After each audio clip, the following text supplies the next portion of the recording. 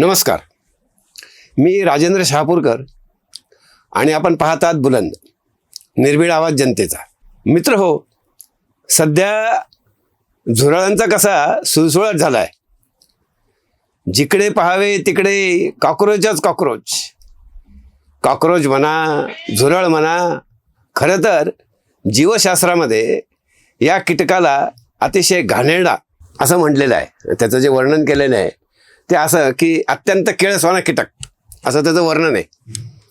बहुधा हा प्रत्येक घरात दिसणारा, दुसऱ्यांनी खरकटे टाकलेले खाणे आणि त्यावरच स्वतः आनंदात जगणे आणि आपली संख्या वाढवणे हा या झुरळांचा स्थायीभाव आहे. शास्त्रशाखेत शिकणाऱ्या अनेकांनी त्याचे वेळोवेळी शवविच्छेदनही केलेले असणार. झुरळ आले की पाली पण बहुधा दिसायला लागतात, ढेकणेही येतात. झुरळ लवकर जात नाहीत बरं. त्यामुळे योग्य त्या पेस्ट कंट्रोलने या झुरळांचा वेळोवेळी बंदोबस्त घराघरात लोक करतात. पण म्हणतात ना, झुरळ के भी दिन आते है, तर ते आता आलेले दिसतात. म्हणजे काय झालं की सर्वोच्च न्यायालयाचे मुख्य न्यायमूर्ती सूर्यकांत यांच्या एका टिप्पणीवर अमेरिकेत राहणारा आणि आम आदमी पार्टीचा एकेकाळचा मीडिया कंपेनर मजाकमध्ये त्याने एक सोशल हँडल तयार केले आणि त्याला नाव दिले कॉक्रोच जनता पार्टी. अगदी थोड्या वेळात या हँडलला जोरदार प्रतिसाद मिळत गेला. काही तासात ही संख्या लाखोच्या घरात गेली. 3-4 दिवसात तर कोटीच्या कोटी उड्डाणे, म्हणजे फॉलोअर्सची संख्या कोटीच्या कोटी झाली. भाजप आणि काँग्रेस या राष्ट्रीय पक्षापेक्षाही कितीतरी अधिक फॉलोअर्स या कॉक्रोच पार्टीला मिळाले. आपल्या देशात एक प्रकार नेहमी आपण पाहतो, म्हणजे अगदी आत्ता जरी तुम्ही घराबाहेर पडला आणि कुठे JCBने काही पाडापाडी सुरू असली तर कामधंदे सोडून तेथे बघणाऱ्याची संख्या जरा डोळ्या खालून घाला. म्हणजे सोशल मीडियावर सुद्धा यापेक्षा काही वेगळं दिसत नाही. लोक असं थोडंफार काहीतरी दिसलं की तिकडं धाव घेतात.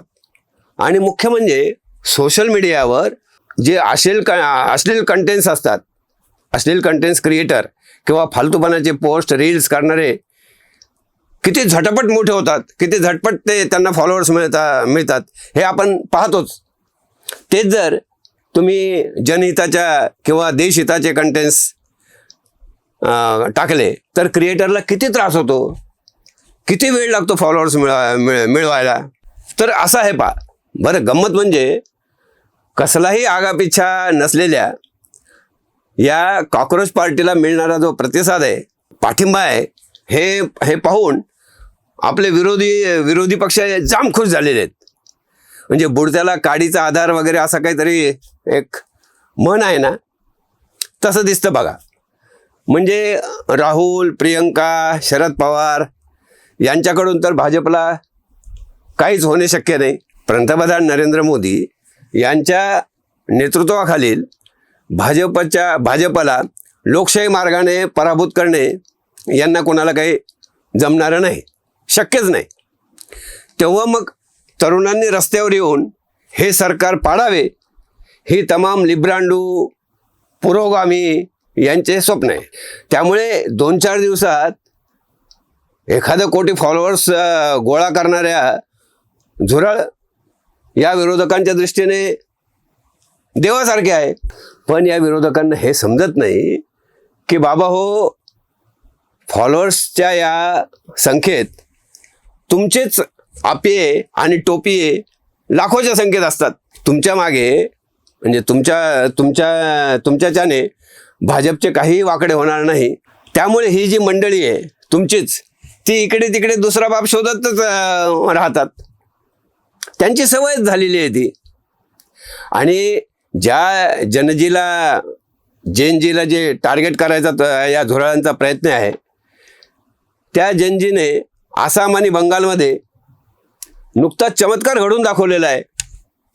म्हणजे आपले चांगले कुठे आहे, देशहित कुठे आहे, आपले भविष्य कोण घडवू शकणार आहे, ते कुठे सुरक्षित राहील, आणि हे जनजीला चांगलं माहीत आहे.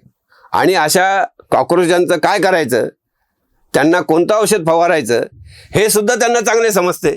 तर तुम्हाला माझे हे विश्लेषण कसे वाटले कमेंट करा.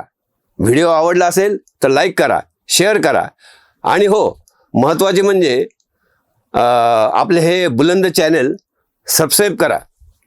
तूर्त इतकेच. पुन्हा भेटू. धन्यवाद.